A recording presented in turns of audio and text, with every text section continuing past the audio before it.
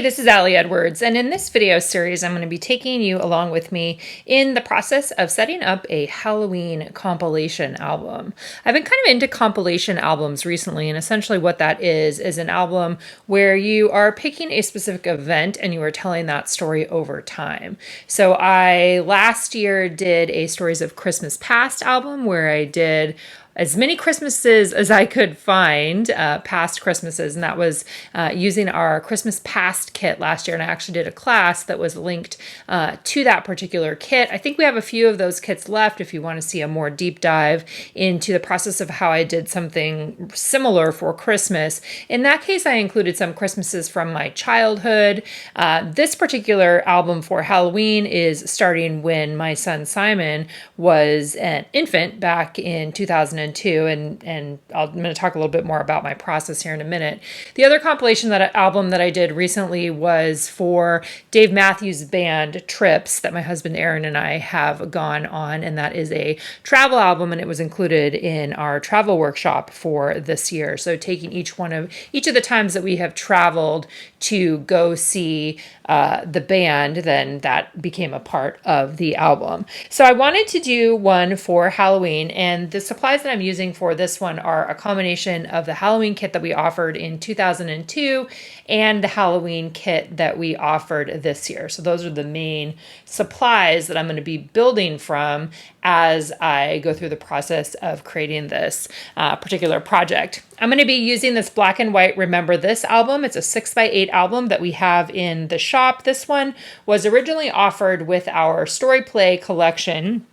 It's a great black and white kit, or black and white album. On the inside, it has gold polka dots. You can see this is the one that I'm using for my Story Play projects this year, but I have another one of these coming that will be the home for my Halloween stories. We also have a really nice black with gold album that was our One Little Word album this year. It doesn't have any markings of One Little Word on it, but it does, the inside does not have this, but it does have an XO in it. So this would be another one that you could use for Halloween if you wanted to, or if you were looking for a house for this particular kind of project. All right, so my starting place for this project, and pretty much any time I have done a compilation project, is to start with my photos. So that process for me includes going back through my current photo library, which goes back to about, I think, 2013 right now, and then also some of my older photo archives to excavate photos from Halloween.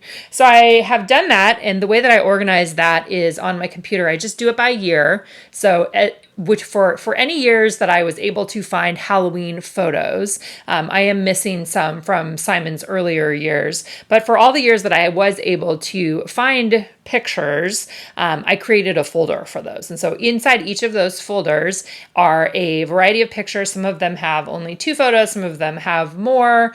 My goal was to not include every single Halloween photo that I took, and you're going to see why that's the case when I show you the design formula that I'm going to be using for this particular project.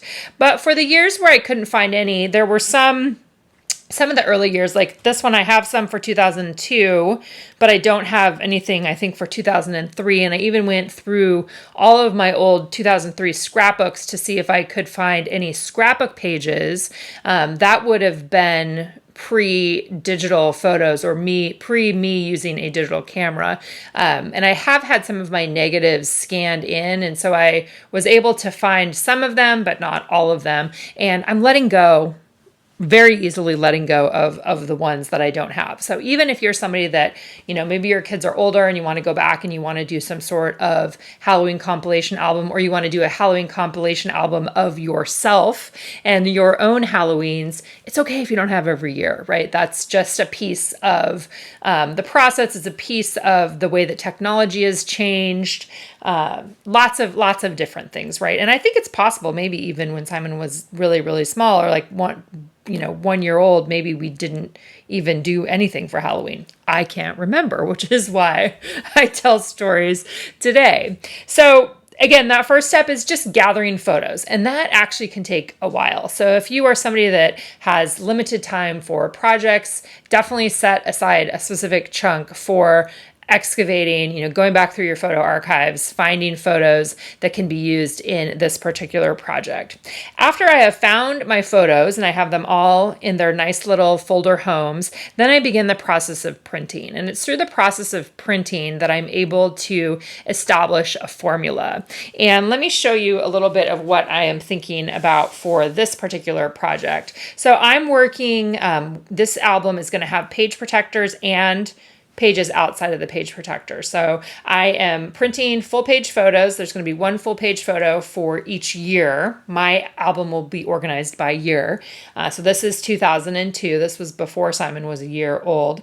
So I'm blowing up one large photo.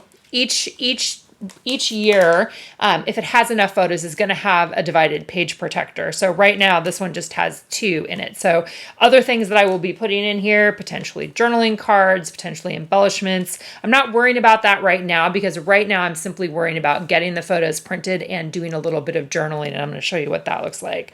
So we've got my first page, we will have an insert that will be some sort of a page protector. And this is not rocket science. This is simply just establishing a design foundation or design formula that I can repeat to keep the process a little bit simpler. I do not want to go into a project like this and try to come up with a new design for each spread or a new design for each year. I want the design to be the same or essentially the same, close to the same. There might be one year where I do 2x2 pockets, or maybe this one right here is the a 3 pocket 6x8. So I might do some that are 2x2 page protectors with smaller photos, especially for the later years where I do have more photos and I was able to access more photos. This again is going back to 2002. And you'll also see some of the pictures that I have are blurry or are more on the imperfect side, and I'm simply just going to work with that. So the other part of my foundation that I decided, this actually, when I was sleeping last night or when I was trying to sleep last night, this idea came to me that I wanted to set up a digital template. I was thinking about, I want to use the pattern papers from the kits because I think that they are really fun. And I would like to just use them as a background. So for me, what I decided to do is I created a 5x5 template, and this will be available on the blog post for you to download. So if you're on YouTube, you can go over and download this. This is a Photoshop file, a PSD layered file where you can add your photo right into this space, and then you can add your journaling down below, and you can adjust your date here if you want to as well. And I'm simply using the journaling prompt, what I want to remember, and that's going to be the same on all of these, as you will see in a minute. I'm going to show you the first couple years that I have done right now, just to give you an idea of where I'm starting in the process, which doesn't have anything to do with embellishing, doesn't have anything to do with the rest of the fun little bits and pieces. This is just primarily focusing on what my base foundation for this project is going to be, and then I'll add in the other fun stuff later on. So with a template like this, I'm able to repeat this over and over again. And so this is what I'm working on right now, is adding in some journaling. So journaling for me in this sort of a project is I'm looking back. And what I am doing for my writing is essentially collecting thoughts, because I don't remember his first Halloween. He's 21, almost 22. Some of you guys might have really good memories for these sorts of things. I just don't, again, which is why I scrapbook. So the journaling that I'm doing here is talking like, this is Simon's first Halloween, the first of so many costumes to come as he got older. Simon was a kid who loved costumes, who loved dressing up, and that's going to become a little bit of a theme, I think, throughout this album. I'm starting with him. I actually this was one thing I haven't done yet, but I might do a page of myself in the beginning. You can see I haven't started like an introduction page or anything like that. I'm going to wait and do that at the end. That is a tip for you. Think about what your spreads are going to be, or what are you going to have to collect your content. Think about that part first, and then you can go back in. Because what I'm thinking I might do is do a few reflections on childhood Halloweens. What are some of the memories that I have? I don't think that I have any photos, but I haven't actually looked back through those yet. I just don't off the top of my head, I don't have any really specific memories. Actually, now that I'm saying it, I might know where there's one photo. So I might use that one photo as a jumping off point for just some memories of Halloween there. Okay, so this is my base foundation. This is just going to get adhered on here. Holes are going to get punched. I may or may not add embellishments to this page, but this is going to be my base foundation. And I want to show you how this is then going to be continued. So that was the first year. And then here is what I have for 2004. So again, 2003, I couldn't find anything. And I'm kind of thinking that maybe I'll vary these so that in the end, these two are going to get adhered back to back with the holes punched in them. I'm not committing to that. The other one you saw went the other way, but with this one where he's facing that way, I kind of want him on this side.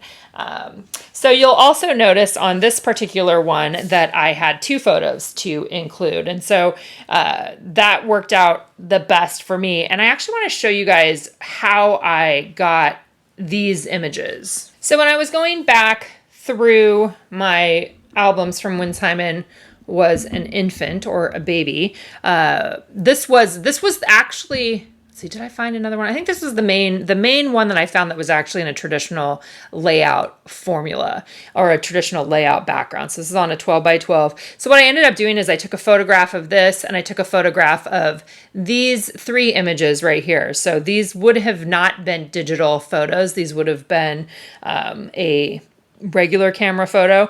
But like I said, I took those guys, took this one, and then adjusted them so that I could have this as a 7 by 8.25 full page background. I like that there's a picture of Chris with Simon and a picture of me with Simon. And I have, is that what I did on this other one too? Yeah, I think so. One of the earlier ones, let's see, it was this one back here. Yeah, I had one of each. So I liked that as well. So this one, I don't have additional photos. A couple things to note on this one in particular. I don't have additional photos of this one. So this one won't have an insert unless I decide to add in an insert just with some fun stuff in it, maybe some sequins or maybe something else. The other thing that I did do on this one is I actually just retyped all of the journaling that I had put on this particular scrapbook page. So the journaling that I have in this album can be a mix of my reflections as I'm looking back at some of the images, but it could also be things that I pull from projects that I've already done. I'm bringing them together in a new place and I'm telling a new story, right? It's not like I'm redoing, going back in and redoing this particular page, but it's going to be in a different context. So that's 2004. Then I have, I think this one is 2007. So 2005 and 2006, I couldn't find. I might keep looking a little bit more, but at least initially I couldn't find it. This one I have a few more photos. So I've got the big photo. Some of these I picked just fall photos, and some of them are purely Halloween. I just really liked this photo of Simon and I, so I wanted to make sure that I used that one. Here's some of the things that I was talking about earlier in one of the first journaling ones about Simon having different costumes. It's just that he liked to wear. And so then I've got the actual story from 2007, a little bit of information about where we were living at that time, that my mom was there, those kinds of things. The other thing that I really noticed and loved as I was looking back through all of my own Halloween photos is seeing the porch pictures. And so trying to have maybe one of those for each year is something that I'm thinking about as I go along here. Okay, so again, these will get holes punched in, but this is the basic formula that I'm starting with. I just wanted to give you guys an overview of what that looks like before all of the other things get added in. My plan is to keep working through this process. I'll come back on and do another video with a status update looking probably once I get all the photos printed and everything actually into the album, and then I can play around with some of the other fun stuff. So if you have questions on this initial process, you can let me know in the comments below. Here's a couple other photos that I printed so far. I'm not sure which year this is yet. I think it's 2009. But another one, it's fun to pick out which photos you want to use as your full page photo. And then I have like this one, this is from last year. So this is 2022. But man, the passage of time, it's so crazy and so fun to be able to see all of these things together. Also, really fun to see that Anna is wearing, I think she was dressed up as Tigger last year, and to see Simon in his little tiger costume there. It's fun, you know, obviously not the same one, but it is a fun project to go back in and focus on a specific event. And I'm really enjoying the process so far. So I will see you guys back on here again soon.